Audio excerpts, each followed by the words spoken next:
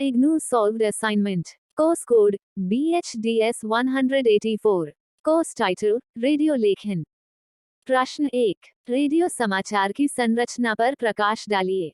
उत्तर, भूमिका। रेडियो के लिए समाचार लेखन समाचार पत्रों के लिए समाचार लेखन से कई मामलों में समान और कई मामलों में भिन्न है। चूंकि दोनों माध्यमों की प्रकृति भिन्न है, इसलिए समाचार लेखन करते हुए उसका ध्यान जरूर रखा जाना चाहिए। रेडियो समाचार की संरचना। रेडियो समाचार की संरचना समाचार पत्रों या टीवी की तरह उल्टा पिरामिड इन्वर्टेड पिरामिड शैली पर आधारित होती है।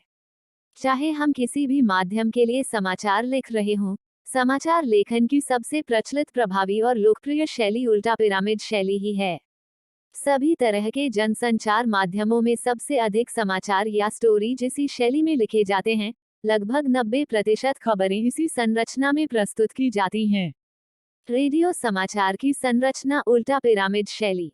उल्टा पिरामिड शैली में समाचार के सबसे महत्वपूर्ण तथ्य को सबसे पहले लिखा जाता है और उसके बाद घटते हुए महत्वक्रम में अन्य तथ्यों या सूचनाओं को लिखा या बताया जाता है। इस शैली में किसी घटना, विचार, समस्या का ब्यौरा कालानुक्रम के बजाय सबसे महत्वपूर्ण तथ्य या सूचना से शुरू होता है। तात्पर्य यह कि उल्टा पिरामिड में कहानी की तरह क्लाइमैक्स आखिर में नहीं बल्कि खबर के बिल्कुल शुरू में आ जाता है। उल्टा पिरामिड में कोई निष्कर्ष नहीं होता है। उल्टा पिरामिड संरचना में समाचार लेखन के कई फायदे हैं। इसका पहला लाभ यह है कि यह श्रोताओं की जिज्ञासा के अनुकूल है, क्योंकि ये सबसे पहले क्या हुआ यह जानना चाहते हैं, न कि पूरी कहानी। अगर उनके पास समय का अभाव है तो खबर की पहली कुछ लाइनें सुनकर या पढ़कर ही उनका काम चल जाता है। लेकिन सबसे बड़ा फायदा यह है कि सबसे महत्वपूर्ण बातें समाचार के शुरू में होने के कारण उसे जरूरत और समय सीमा की पाबंदी को देखते हुए छोटा बड़ा किया जा सकता है। इससे रेडियो बुलेटिन के संपादक को बहुत सहूलियत होती है। उल्टा पिरामिड के तहत समाचार को 3 हिस्सों में विभाजित किया जा सकता है: इंट्रो, लीड, बॉडी और समापन। इसमें समाचार का इंट्रो या लीड, हिंदी में मुखड़ा भी कहते हैं, सबसे महत्वपूर्ण है। यह समाचार की पहली 1 या 2 लाइनों को कहा जाता है। इसके बाद बॉडी में समाचार के विस्तृत ब्यौरे को घटते हुए महत्वक्रम में लिखा जाता है। हालांकि उल्टा पिरामिड में अलग से समापन जैसी कोई चीज नहीं होती है और जहां तक प्रासंगिक तथ्य और सूचनाएं दी जाती हैं और खबर पूरी हो जाती है।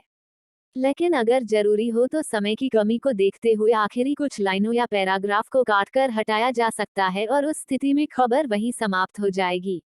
इंट्रो। उल्टा पिरामिड शैली में इंट्रो लेखन को सबसे अधिक महत्व दिया जाता है। समाचार लेखन की सफलता की असली कसौटी इंट्रो लेखन को माना जाता है। इंट्रो से ही समाचार के मिजाज और उसके प्रवाह की दिशा तय होती है। इंट्रो से ही खबर की जान है। अगर इंट्रो आकर्षक, दिलचस्प और उत्सुकता जगाने वाला होगा तो श्रोता पूरी खबर सुनना चाहेगा, अन्यथा वह रेडियो बंद कर देगा। इसलिए समाचार के इंट्रो को इस तरह से लिखा जाता है कि वो तुरंत श्रोताओं का ध्यान खींच ले और उन्हें पूरी खबर सुनने के लिए बाध्य कर दे। इंट्रो ऐसा होना चाहिए कि उसमें खबर की सबसे महत्वपूर्ण बात आ जाए, लेकिन उसे प्रभावी और आकर्षक भाषा में लिखा जाना चाहिए। वह बिल्कुल स्पष्ट, सीधा और सरल होना चाहिए। एक आदर्श इंट्रो 15 से 30 शब्दों के बीच का होना चाहिए। वाक्य छोटा, सरल और सीधा होना चाहिए। इंट्रो में एक साथ सभी या कई सूचनाएं या तथ्य डालने से बचना चाहिए, क्योंकि इससे श्रोता भ्रम में पड़ जाता है। आमतौर पर इंट्रो में किसी घटना, विचार, समस्या से जुड़े प्रमुख तथ्य यानी क्या, कब, कहां और कौन या किसके के बारे में बताया जाता है। इसके बाद खबर के विस्तार में कैसे और क्यों का उत्तर दिया जाता है। रेडियो समाचार के एक इंट्रो पर गौर कीजिए। उत्तर प्रदेश के उन्नाव जिले में एक बस दुर्घटना में आज 20 लोगों की मौत हो गई। मृतकों में 5 महिलाएं और 3 बच्चे शामिल हैं। एक और उदाहरण देखिए। महाराष्ट्र में बाढ़ का संकट गहराता जा रहा है। राज्य में बाढ़ से मरने वालों की संख्या बढ़कर 465 हो गई है। इंट्रो का एक और नमूना देखिए। प्रधानमंत्री ने कहा है कि रोजगार के अधिक से अधिक अवसर पैदा करना सरकार की पहली प्राथमिकता है। वे आज नई दिल्ली में युवाओं के अखिल भारतीय सम्मेलन को संबोधित कर रहे थे। इंट्रो कई तरह से लिखा जा सकता है, लेकिन एक अच्छे और प्रभावी इंट्रो की खासियत यह होती है कि वह आसानी से समझ में आ सकने वाली भाषा और शैली में लिखा जाना चाहिए। वैसे इंट्रो के 3 प्रकारों का सबसे अधिक इस्तेमाल होता है। क. सारांश इंट्रो। अधिकांश इंट्रो इसी शैली में लिखे जाते हैं। जैसा कि नाम से ही स्पष्ट है, सारांश इंट्रो में खबर की मुख्य बातों को इंट्रो में पेश किया जाता है। इस तरह के इंट्रो में मुख्यतः क्या, कब और कहां का उत्तर दिया जाता है। यह इंट्रो उन खबरों के साथ बहुत अनुकूल और कारगर बैठता है जहां खबर की केंद्रीय थीम नाटकीय हो और एक ही साथ कई और अंतर्विरोधी तथ्य न हों।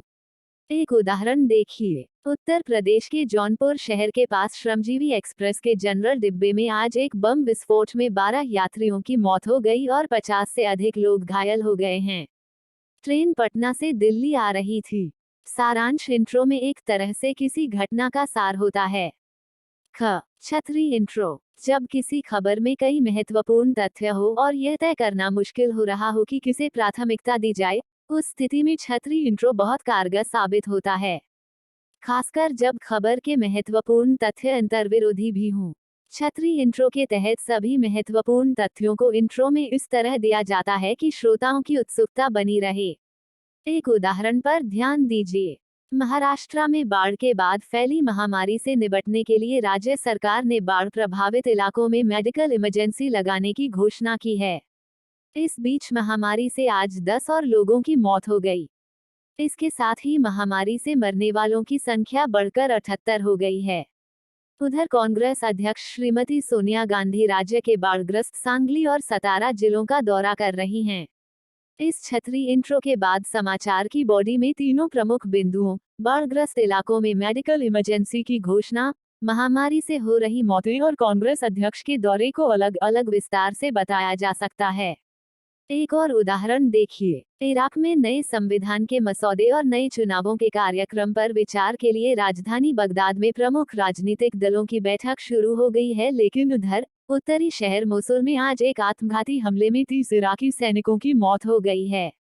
ऊपर के दोनों ही उदाहरणों में प्रमुख तथ्यों को इंट्रो में प्रस्तुत करने के लिए इस बीच उधर जैसे वाक्यों में को जोड़ने वाले शब्दों का इस्तेमाल किया गया है ताकि श्रोताओं को समझने में दिक्कत नहीं हो। ग. विलंबित इंट्रो। यह एक विशेष प्रकार का इंट्रो है और इसका इस्तेमाल कुछ खास तरह के समाचारों, जिन्हें हम सॉफ्ट स्टोरीज कहते हैं, को पेश करने के लिए किया जाता है। विलंबित इंट्रो में समाचार के सबसे महत्वपूर्ण तथ्य को पहले वाक्य में देने के बजाय थोड़ा रोककर दूसरे या तीसरे वाक्य में प्रस्तुत किया जाता है। एक उदाहरण देखिए। यह प्रकृति और इंसान के बीच घंटों चली लड़ाई थी। आखिरकार इसमें जीत इंसानी जिजीविषा की ही हुई।